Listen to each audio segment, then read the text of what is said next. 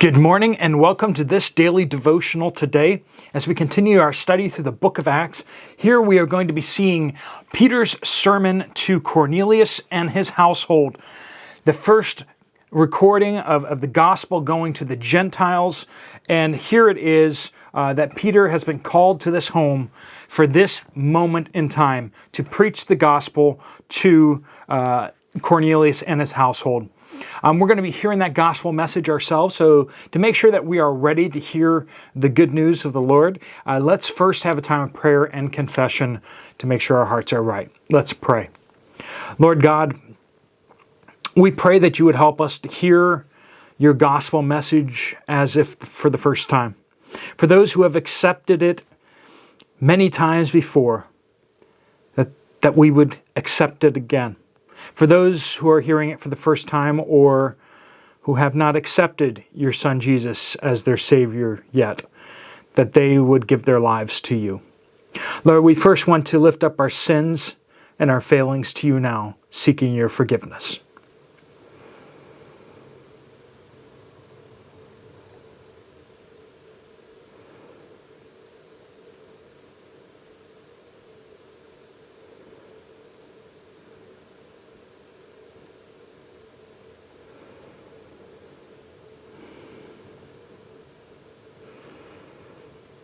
In the name of Jesus, we find salvation. For God, you are the God of deliverances.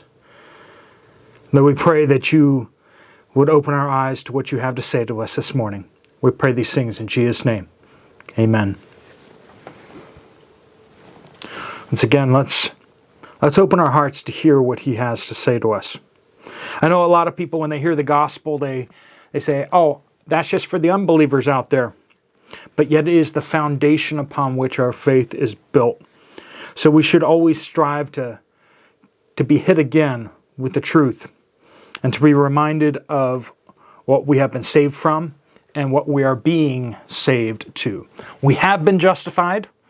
We are being sanctified. And one day we will be glorified.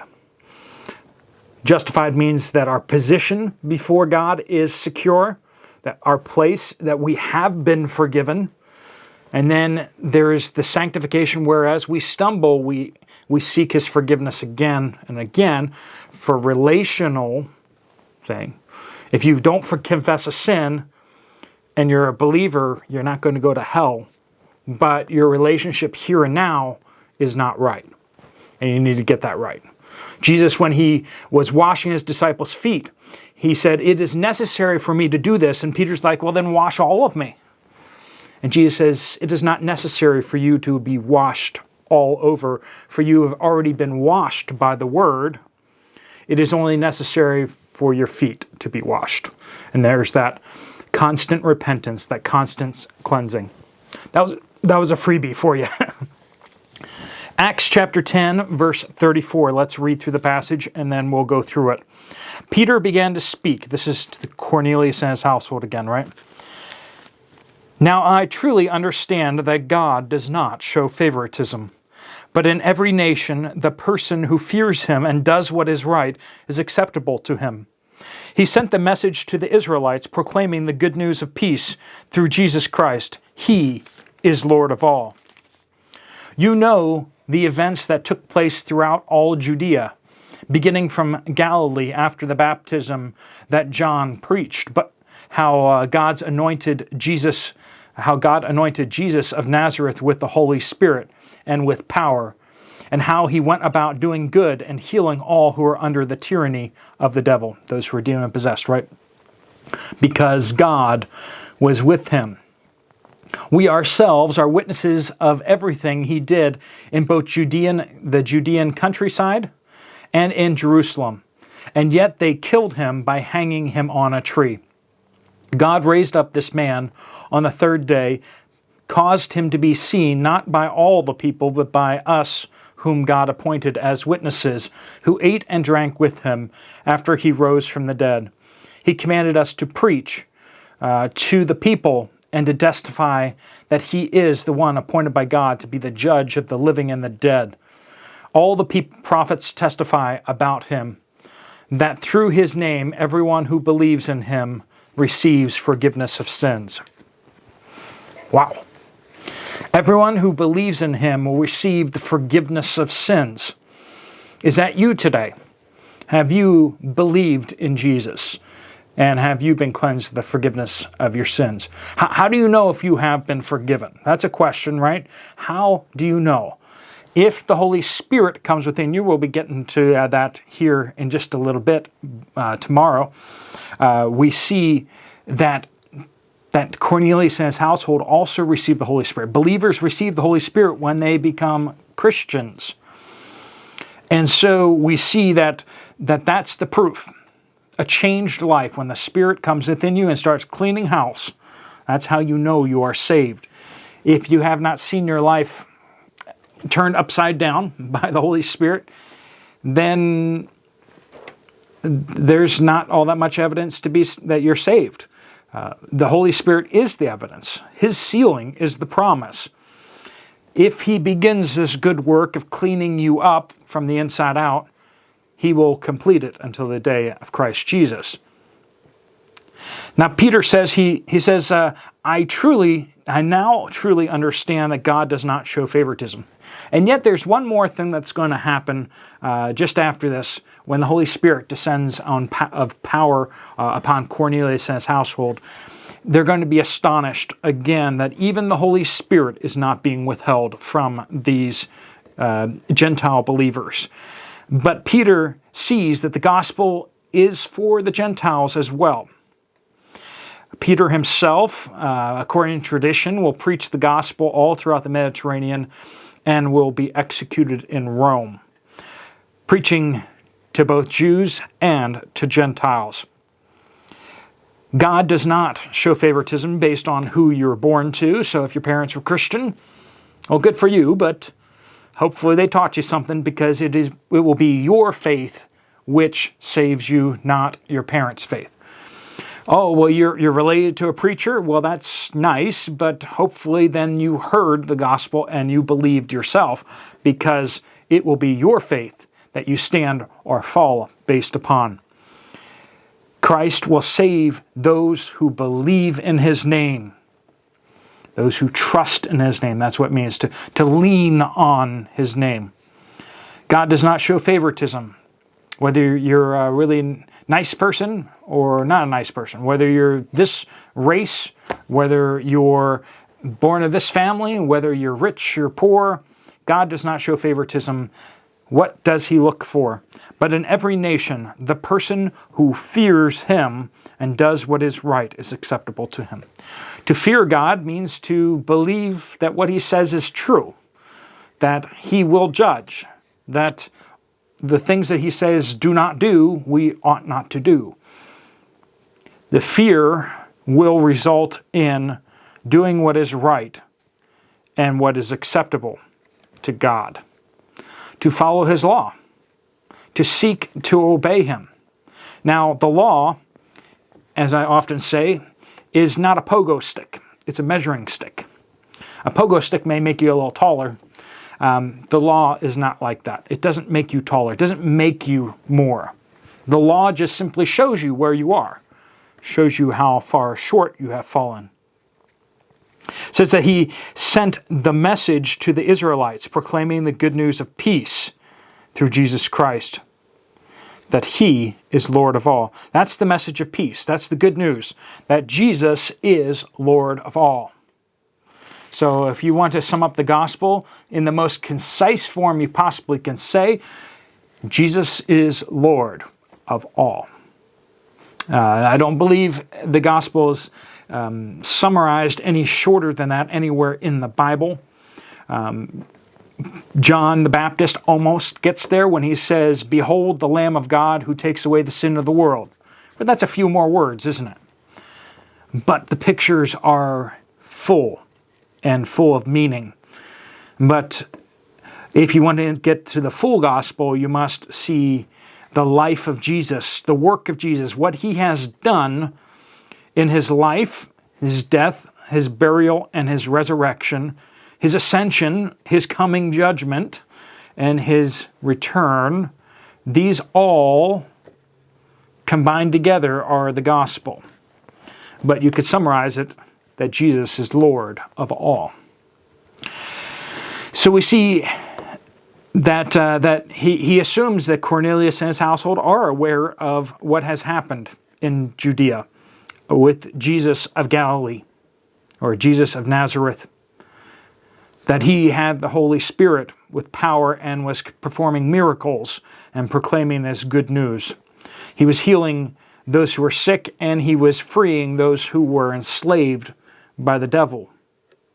And he says, we ourselves are witnesses of everything he did. The 12 and all those who were traveling with them were witnesses to what Jesus had done. And over 500 of them at one time were witnesses of Jesus' resurrection. So we see that he did good works. He was healing, delivering, and yet they killed him by hanging him on a tree.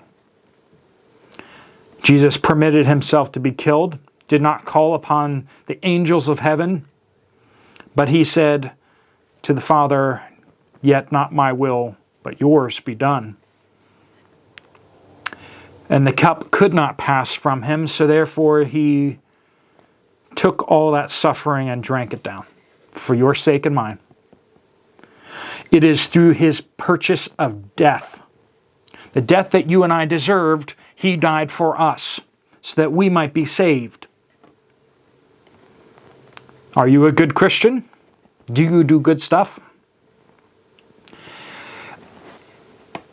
Yet our position as Christians, it does not stand upon us doing good stuff, but rather when we get to heaven, I will be judged as righteous because of Jesus' record, Jesus' works. And you will be judged as righteous if your faith has been placed in Jesus Christ, if you have been saved by him. Now, I'm not saying there won't be rewards. The judgment seat of Christ, the Bema seat, not the great white throne judgment, where we will be declared innocent based on Jesus' works, but the Bema seat, where we will be judged according to our works. We will give an account for every idle word. Some people keep taking offense that we have a time of confession here. I do want to keep making sure that it's very clear that when we confess our sins, seeking the forgiveness of our sins, we are thinking back to the salvation that we've received, and we are looking forward to restoration of relationship with God. We are positionally based on Jesus' good works and his sinlessness, but in reality, we keep stumbling and falling. And we need to keep restoring our relationship with the Lord so that we can walk with him, so that we do not grieve the Holy Spirit, so that he may use us and that we may have a free interaction with him, because our sin can block our prayers. We see that in multiple passages throughout the Bible, that our sin can block our prayers. And if we can't pray, and if we grieve the Holy Spirit, who's the one who's going to teach us his word, how can we hear his word? He won't hear us and we won't hear him. That's not a good relationship. Through Jesus' death, we are saved. And through his ascension and giving us the Holy Spirit, we are being saved by making us more and more like Christ.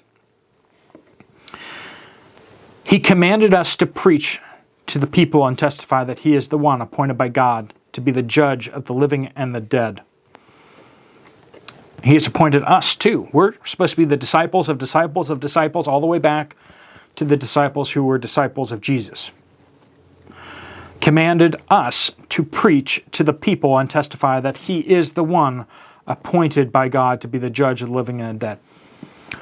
Do some people get a little offended? The fact that Jesus is exclusive, that he's the only one who can judge, that we can only be saved in Jesus? Do they get a little offended by that? Yeah, they do. And yet that is what we are told to testify about. The exclusivity of Christ. Muslims do not have Christ, and so therefore they do not have salvation. Hindus do not have Christ. The only question that we will receive at the gates of glory will be, Are you His? And some will think they're His, and Jesus will say, "Depart from me, for I never knew you." Friends, by our lifestyle, we give evidence that we're saved, but in the end, it only matters whether we're saved or not. All the prophets, verse 43, all the prophets testify about Him, that through His name, everyone who believes in Him receives forgiveness of sins. I again ask you that question. Have you believed in Him? If you have you sought His forgiveness recently? Our time of confession. And when you seek His forgiveness, do you find it? Some believers can't get past the condemnation. They get stuck, believing that God can't forgive them. And remember the other name for Satan, the accuser. The accuser. The forgiveness that comes, when the Holy Spirit convicts us, He leads us to repentance and into forgiveness. Satan accuses us and leads us into self-doubt, leads us into mourning, but without actual repentance. Repentance means you turn away and you move in a different direction. We must come to a time of confession to confess our sins, and we need to turn around and say, "I'm not going back there again. I'm going to do something different. I'm going to take steps. I'm going to get help if I need help, and I'm going to live in a way that is pleasing to my Lord." Friends, let me pray for you before you head out for today's activities. Let's pray. Lord God, I pray that you bless each person watching this video today, that each one will hear your gospel in their heart truly, and that each one will place their faith in you alone. Not their good works, not their family name, but rather in your finished work. Lord, I pray that those who are believers, who have been maybe for many years, would once again remember that it is only by grace that we are saved. We're not anything, but Jesus, you are everything. And we worship you, Lord, and we give you thanks for the salvation that you give to even us Gentiles, even us sinners. That we praise you for all that you have done, for all people everywhere. We pray all these things in Jesus' powerful name. Amen. Thanks so much for walking through this with us again. So great to have you all here. There's a couple Bible studies right here on the screen. You can check those out. I'll see you over there, or I'll see you later. God bless you all.